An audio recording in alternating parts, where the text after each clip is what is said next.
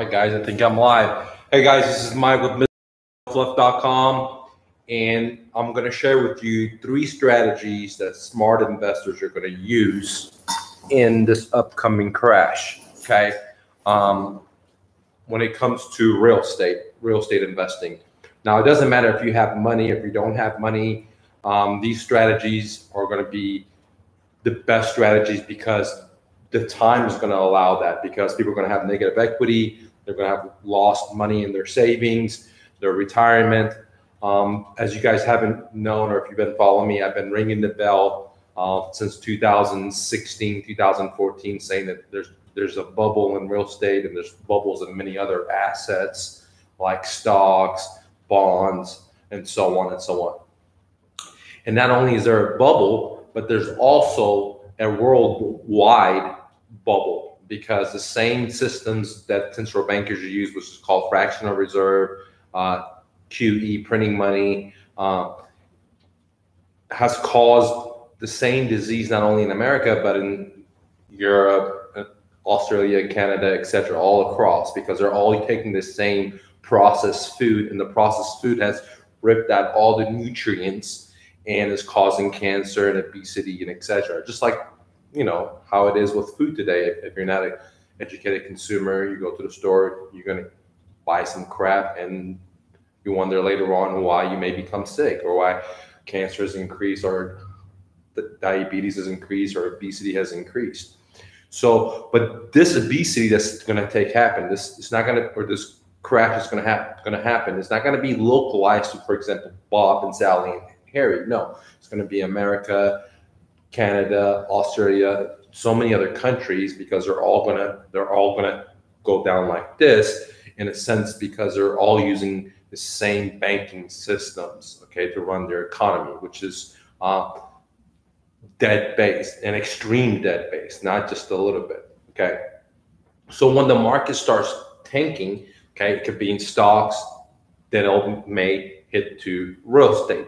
But I don't know I don't have a crystal ball. I don't know, I can't forecast for when it's gonna pop, which sector is gonna pop first. But it doesn't matter, okay? If I was a doctor and I was evaluating someone that was obese and they've been not taking care of themselves for 10, 15, 20 years now, you know, and they look like they're about to have a heart attack, I couldn't diagnose exactly what it is. Even today's best doctor can't, okay? They say, hey, you have all these symptoms of, you know, having a heart attack. And if you don't change immediately, that you will have it, okay? So I can't diagnose when the crash is, what day exactly it is, and what sector it is, but you can look around. For example, I've been a lot of places in America in the past almost 2 years, 19 months, and you can see, for example, in Denver, property values have doubled. So if you own a $200,000 home, now it's $400,000 in 10 years. Okay? 10 years, guys, is double. Does that really make a lot of sense? Okay. And so on. Like if you look at California, you even look at Texas now, there's buildings everywhere, and everywhere you look, they're building apartment complexes, they're building more homes, more communities, etc. Okay. At least the states that I've gone to. So there is definitely a bubble in real estate. Okay. And there's definitely a bubble in stocks. You just saw that, you know, we lost, you know, 800 points just a couple of days ago, and I brought you guys that information. So once this thing starts collapsing, not only is America is going to be part of it, but other countries, and it can start from other countries. Let's say, you know, Italy goes belly up, or Greece goes belly up, and it causes something down there, and our banking systems, boom, boom, boom, boom, boom, and it'll come like wildfire, and it'll spread. Okay. Once that happens, it's not gloom and doom. There's a great opportunities to be made. Okay. Now the only thing is that most people are not going to realize that there's great opportunity, because there's great fear. Everyone's going to, you know, a lot of people, and can't say everyone, many people are going to have tremendous fear, because the TV is going to say it's bad, the radio is going to say it's bad, your neighbor is saying it's bad, you know, someone that lost their job or lost their life savings, and so on and so on. And so, and as humans, I believe that our intelligence, not only is it in our brain, but there's this ether, okay, that has the core intelligence, and when enough people feel a certain way, it vibrates that frequency throughout, and everyone's going to feel like, oh, it's too risky, it's hard to make money, etc. So many people that are doing great now, many people that have started businesses and multiplied it or expanded, or many people that are wholesaling a lot of deals, or many people that are building homes and custom homes and new construction work, they're not gonna have that same confidence, because they just got smashed down and the banks took all their money. What do I mean? Because many of us believe the hype that, if you want to start a business, or if you want to invest, we need money. Okay, I'm not saying you don't need money, but you don't need to just go borrow money. You can do what's called production. You could increase your value because you're able to produce something. You could produce, like, by learning, you could produce anything, like buying homes and selling them as a real estate agent, or as a wholesaler, or a fix and flipper, or a landlord. You're producing something. You produce something versus just stick your hand out and say, look, here's my FICO score, or here's my debt to income ratio. Can I please have some money so I can be my dreams? And that's what I don't teach at the Mr. No Flood Abundance Club, that you're more powerful than you know. Okay. So coming back to the story, I'm getting a little off subject. The three most strategies is going to make a lot of sense is that I'm not going to include cash, because there's not going to be a lot of equity. But if you have cash is very, very powerful. Okay, you can make money at the top, you can make money in the middle, you can make money at the end. And there's nothing wrong with cash. Okay, so if you have that, but many people don't have cash. That's why we're in a situation right here where everyone's debt based. They have home equity loans, halo loans, credit card, and they're investing with other people's money, which is good. Okay, but what I'm saying is, very first, you have to build your own muscle. You have to get your own foundation. You got to know how to do it. It doesn't matter if it's sunny or rainy. You got to figure out how to creatively come up with solutions before you stick your hand out and say, can I get some money and invest with other people's money? I guess that's what I'm trying to preach to you. So when the economy starts collapsing because of one bubble or one country around the world, like let's say Spain, or let's say Greece, or who knows, I don't have a crystal ball. Once everything starts, well, not only other countries going to pop, America's going to pop, and these strategies are going to be able to be used in all these countries. So let's go with strategy number one. And I was explaining all this so you can see the opportunity coming. It's going to be like a, what is it called? Like a big old wave, people surf, but it's like very big old wave. So it's going to be a big wave, and it's going to take courage, because there's going to be blood in the street. There's going to be fire. No one's going to believe that you can make money this way. So the very first strategy that I'm going to use is what's called seller financing. There's going to be tremendous amount of people, homeowners, that are going to default because they lost their jobs, because they just got wiped out of their retirement, because now they have so much fear and they just want to get out of it because they don't want their home values to go any further. Okay, their company may shrink and downsize and relocate them, and so many different things. And it's going to create a lot of homeowners that are going to be desperate. Now, I really feel bad for these people, but they weren't listening to me when I've been pulling the horn that, hey man, we're buying homes at inflated price. Who cares what the real estate agent said? Who cares what the appraisal says? They're inflated. But people didn't want to listen. Now you got to pay the consequence. If you ate hamburgers, then you got to pay the consequence of, the heart attack. Not everyone told you, or not everyone, selective few people told you, like myself, hey, you got to watch out, man, cholesterol. But, okay. So when this happens, I'm going to be there to, do surgery on these people. And one of the very first solution tools that I have, medicine or pill for them, is that, hey, I'm willing to do seller financing on your home. Okay. Now, if the house has negative equity, not a problem. I have a solution for it. If the house has marginal equity, not a problem. I have a solution for it. If the house has medium equity, not a problem. I have a solution for it. If the house has a lot of equity, not a problem. I have a solution for it. But I think in the crash, there's not going to be that many houses that I can get up with a lot of equity, or they're going to have flare and clear. No, I'm not saying there's not going to be any, of course, but that number of one construction happens, everyone feels it. The people that are really reliant on credit, they're the first people that get knocked out, because their wealth, okay, because they're able to buy a new home or buy a new investment, or they could grow their business for one truck, all is because of some master, not them. Okay, them is, if I want to grow my business, I've started many businesses. I've never borrowed money from a bank. All I did is just close my eyes and just be still and figure out what is a creative way to make it happen. That's called production. Okay, that's how all these people started from Dell to Apple to Microsoft. They started in the garage. They increased their production. They didn't just look for a handout like, hey, can you give me an idea? Because I have a dream. No, they were past that. They thought about it and they implemented. They raised their production. So when the crash happens, I'm going to offer home sellers one prescription or one type of surgery, which is called seller financing. And I'm not going to be scared if the house has a lot of equity or has medium equity, or because I know how to structure the deal. Now, as a buy and hold guy, okay, for me, I'm not talking about you. This is not a financial advice, but for me, when I'm looking for rental properties that's going to cash flow for me, okay? And in the crash, cash flow rentals are going to even go up higher. And I don't have a crystal ball. This is just my opinion, because when people start losing their homes, for example, the guy that lost his business, or the lady that got a job transfer, or they got a financial crash, they're downsizing when they're going somewhere else, okay? They still need a rental property. They need to go somewhere to live. So when people start losing their homes in the foreclosures, or they start getting behind in payments for some kind of financial situation, they're going to still need a place to live. And basically, two things are going to happen in this crash is that the dollars are going to go bust, and we're going to come up with a new money, right? Because other countries are not going to be taking the dollar, I mean, people are not going to be buying the debt through bonds and stuff like that, because we already defaulted. When I say we, the government will be defaulting on their debt. Like this month, or it was the last month, we spent so much money than we had ever spent in our lives in America. We have so much pensions and, Social Security, things that we pay that we're not going to be probably not going to be able to collect on, okay?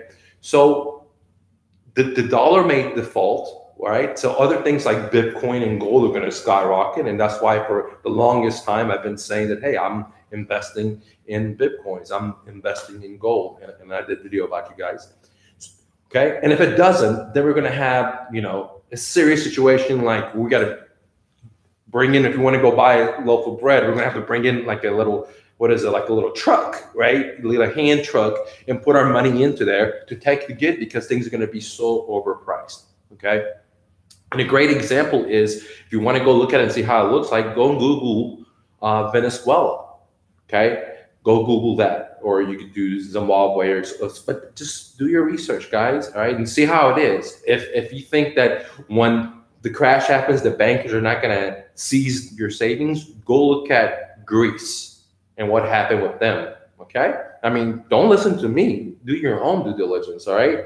Just read about it. Go look. So those are basically the only two options that I see, that, hey, the dollar may default and we'll make them with a new printed money, new idea, or we're going to have tremendous amount of inflation. And we're definitely going to have, potential to have wars, because, when there's civil unrest and trading has decreased because of tariffs that we created, has increased the prices for people, right? For me and you to buy a bicycle, buy a car, buy whatever, because tariffs. And because of tariffs, countries are not trading. All these different countries are just like, right? Because they subscribe to the same processed food, that we eat that makes us obese. They took the same exact hamburger, right? Processed hamburger, and it wasn't healthy for them, or for their nations, or for their people. And so there's gonna be a lot of civil unrest, and which is crazy too. But for me, I'm gonna offer homeowners seller financing as a solution, because it doesn't matter if they have equity, medium equity, high equity, whatever it is, I'm gonna have a solution for them. Okay. And the great thing for me is that now when I'm buying these houses, seller financing, the interest rate on these homes are going to be so low versus the last crash, which was like 2006, fourth quarter, 2007. I was paying, like, taking over mortgages that were like 9%, 11%, but I was still making cash flow like crazy, because when the crash happened, people started defaulting, foreclosures went up, and people had to get rentals, and rental prices went up, dude. Okay. And they're still up. I mean, rents are a lot higher than they were just a few years ago. Okay. So when this crash happens, I'm going to buy houses, seller financing. Interest rates are going to be extremely low, because, we had almost like 0% 30-year mortgages or 15-year mortgages for quite a while now. So it's going to be massive cash flows. Now, some of the properties may be upside down or will have negative equity, but for a guy like me, I don't care because I'm a buy and hold guy. I'm not going to buy that house and flip it. That doesn't make sense. Now, what is negative equity? Negative equity means that let's say the house is worth 100, but they have a debt of 140 or 120 or 110. I don't know. It depends on the guy's situation or the girl's situation, right? But that house that deal is still a great deal because if you know how to structure it, it depends on your exit strategy. For me, it's still a great deal if it cash flows. So let's say that same exact house that's worth 140, worth 100. The seller has a mortgage of 140, and he has like 2% interest rate mortgage on this thing, and his payments are, let's say, $500, $600, $700.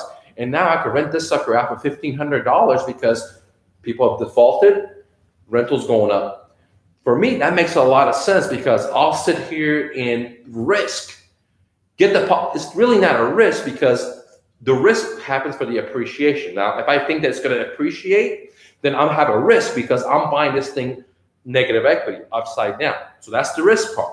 But on the flip side, I'm not taking any risk because the same day I buy it, right? So let's say the seller's not behind in payments, but for whatever reason, they're motivated. I can sit in there and talk about it for hours, and I have videos about it on my blog totally for free at mrnofluff.com. Go check it out. Say I take over their payments, seller's not behind, I instantly rent it out. The same exact house that's worth 100, they have a debt of 140. Their monthly payments, let's say $700. This is ultra low interest rate going on.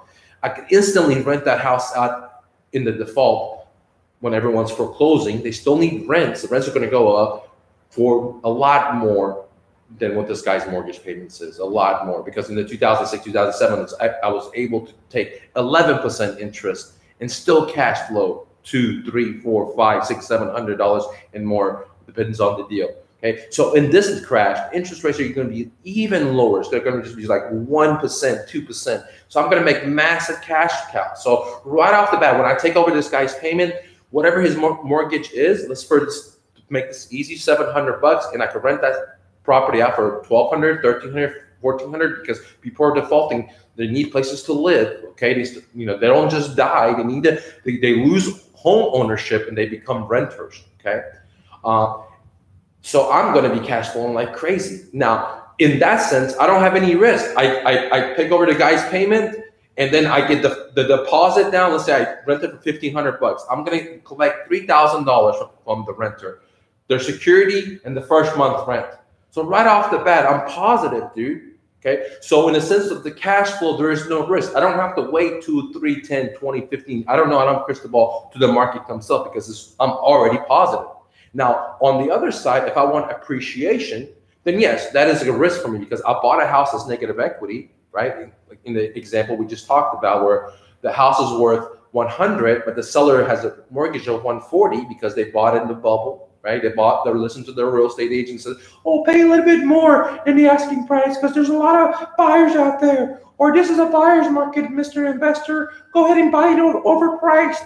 Okay, whatever the story may be, right? Now they're upside down. Now they don't know what to do because they don't have the strategies that I'm sharing with you guys totally for free at Mr. No Fluff. Okay. Anyways, I'll take that property out, instantly get the security deposit, instantly get $1,500, and I'm positive. So there's no risk at that aspect for me. Okay. The risk comes if I want appreciation. So if I want the house market to go past the debt amount, okay, which is the 140. To go past that, then that is risky. And I have to wait 3, 5, 7, 10. I don't know. I don't have a crystal ball. Last crash, I waited. I bought it in 2006, fourth quarter. I bought it in 2007, 2008, 2009. And I waited and I sold at the top of the market. So as a landlord, I can wait. I don't have a problem with it. Okay. So that's strategy number one. I'm going to pick up with much seller financing. It's what I call seller financing heaven. It's going to be coming up, dude. Now, if you want to learn about seller financing, I got my black belt in seller financing. Majority of my deals are seller financing, guys. I show you how to structure, how to negotiate it, how to set up non-recourse loans. If you don't know what that is, get on my blog. It's totally for free. MrNoFluff.com. Or better yet, join the club, dude. Stop watching. Join the club, man. Let's rub elbows. Let us help you be your dreams in America, dude. Okay. How to join the club, the Mastermind Club, is theabundanceclub.mrnofluff.com. Theabundanceclub.mrnofluff.com. And we meet, guys, every Saturday at 10 o'clock Central Time. And is where I sit here and I help you decode your business, take it to the next level. It doesn't matter what it is. Okay. So the very first strategy is seller financing. Subject to heaven is what I call it, coming up very, very soon. Okay, there's gonna be tons of motivated sellers. It's gonna be fishing like in a barrel, and you're the only one that's gonna be fishing, because most investors that buy at the auction or buy REIs or use real estate agent, buy the MLS, they don't know any of this stuff. So it's gonna be a lot of deals out there for people like me. Okay. Now the second strategy is a little more harder. Okay, it's really more time consuming, and it has to deal with banks. So I'll still use it, but I'll use it as my backup, okay? Because I don't like dealing with banks. I don't want to wait for a bank to say, yeah, we'll sell you the home, or, you know, what is your best next offer? I don't want to do that. I just want to deal with homeowners direct, okay? But it's a great option, and I've gotten deals like that. I've got a multi-million-dollar listings because I've used this option. Now, I'm not gonna get up and use this backup option on a entry-level home. But if it's a big profit, like it's a home runner, like I'm gonna make a lot of money, then I will use it, okay? But some people, they love this strategy, and if you wanna learn more about it, then get into the abundance clubs, and I'm gonna talk about it, okay? It's called short sell, okay? Now, a short sell is gonna be very, very valuable in this upcoming crash, because as homeowners start defaulting, and people are not gonna be buying homes anymore, because when I say people, the retail people, the people that have kids, dogs, that's going to buy their dream homes, they're not going to be buying homes anymore, okay? And then the investors, they're just like, hey, let me do the traditional way. They can't buy homes because the bankers took their wealth, they took their line of credit, they took their money, okay? So those guys are out too, okay? So the short sell, okay, coming to the short sell, the way it works is as people start defaulting, as lenders take people's money away, the investors, the lenders start having problems because they have all these assets that are not producing. Now, the bank is not in the business of, you know, being a real estate investor. They're not in the business of being a landlord. They're not in the business of that. They're in the business of lending money, collecting money, okay? And once there's less money out there for people to buy homes, and when there's less money for investors to invest, and people start losing their life savings because they invested in 401s and stocks, etc., and stuff like that, the bankers start all of a sudden having so much inventory, and they have to start paying insurance, they have to pay the taxes, they got to pay the lawn care guy, they got to pay the vandalism, because when properties are empty, they get vandalized, etc. So it becomes a big headache for lenders. And so they're willing to sell you that note, okay, that loan, in other words, for a lot less than what's owed. So let's go back to the example with I met the seller number one, and I say, hey, seller, I have seller financing. I know that your house is only worth 100. You have a loan of 140. I'm willing just to take over the payments because I'm a buy and hold guy. I'm going to make money, etc.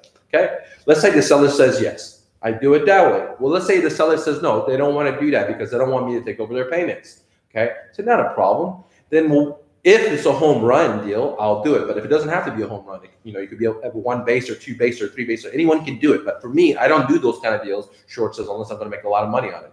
So if it's going to be a home run deal, what I would do is at that time I would offer the seller a situation called a short sell, and I would say, look, Mr. Seller, your house is upside down. The bankers have so much property. There's a good chance that, you know, I'll put a cash offer on your home. I will go talk to the banker and negotiate a deal, okay?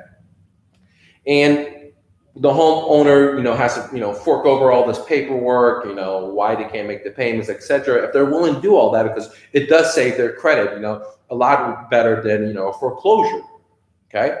And a lot of homeowners at this time are just going to be willing to walk away from the property. And some of them don't want to walk away because they care about it, but so they're trying to find a solution, and the short sell may be a solution for them.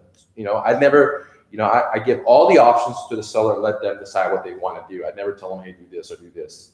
I'm not ever try to sell anyone. I just give them options. They decide they don't want to, no problem. There's so many other sellers out there that can make up their mind, okay? So I'll give them the option of the short sell, and I say, look, dude, your house is worth 100. You have a loan of 140. There's so many other sellers just like you like this. That's why the banks are maybe willing to sell your home less than your debt value. And I go and negotiate with the bank to get their home for less than the debt value.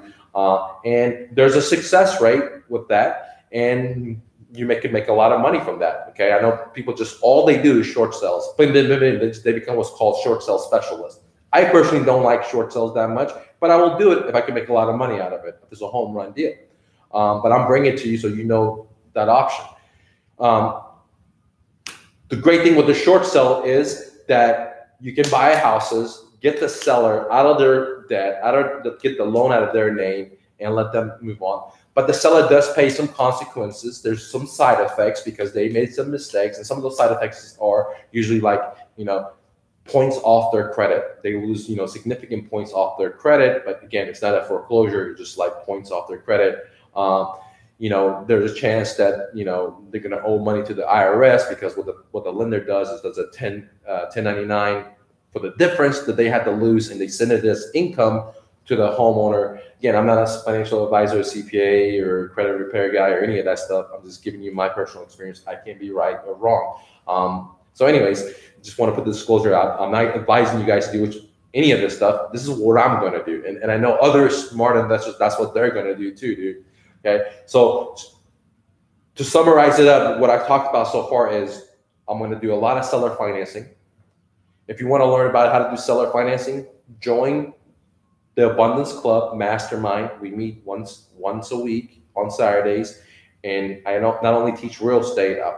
Before I was a real estate investor, I was an entrepreneur. I started all my businesses with only $100, never a bank, never a lender. And I'm going to let you guys download my brain. I'll let you guys pick my brain every Saturday, guys, and help you. I truly want to help you, because if you don't win, I don't win, okay? The option 2, besides the seller financing, is going to be short sells. I'm going to do a lot of short sells. Not that I want to, but that's what the environment and the seller want to do. So I have that tool in my toolbox. I can use it, because the more tools that I have, the more deals I can hatch. Okay. All right. Now, the third thing I'm going to do, okay, the strategy that I'm going to use is what's called my equity maximizer. Okay. It's called my equity maximizer. All right. Now, if you guys are interested in learning about the equity maximizer, I'm just going to save that for the club. Okay. So I'll just see you guys at the club, which is called theabundanceclub.mrnofluff. Theabundanceclub.mrnofluff. Now, at the club, you don't show up for me to sell you stuff like the remaining REI clubs that I've gone through around America. Okay. Where you go there and they pitch you. At the club, I really sit there and help you out. There is no sales pitch, dude. Now, that's it. There is no sales pitch. I truly come up with creative ideas. Like this week, Saturday, I'm going to talk about how to turn $100 into 500 in 19 hours. Okay, $100. And I've done this multiple times myself, and a lot of other people do. It's very, very simple. But I just want to show you the power of imagination, creativity. I want to show you the power of living in a free country like America, Canada, etc. Okay, that you can make money. You don't, have to spend all this money. For example, I have a friend I hadn't seen for a while. I saw him. He said he spent $15,000 trying to learn how to invest in stocks. And I said, bro, I can show you this one trick that I'm going to show my students, Abundance Club. You put $100 into 500 bucks in 19 hours. Can you do that with the $15,000 you spent at this academy, how to invest in stocks? He's like, no. Like, see, investing or entrepreneurship does not have to be, let me borrow a lot of money. It does not have to be very hard. It can be the simplest thing, and that's what I do. I take complex stuff, I simplify it, I do it myself, I duplicate it, and I'll let you guys implement it yourself, guys. So anyways, 3 ways to buy in the upcoming crash. Seller financing is what I call subject to heaven coming up. Short sales. And the last one I'm just keeping as a secret till we see you in the club, guys. And I will talk about all this stuff and a bunch more stuff throughout the weeks coming up. Hustle and bustle. See ya.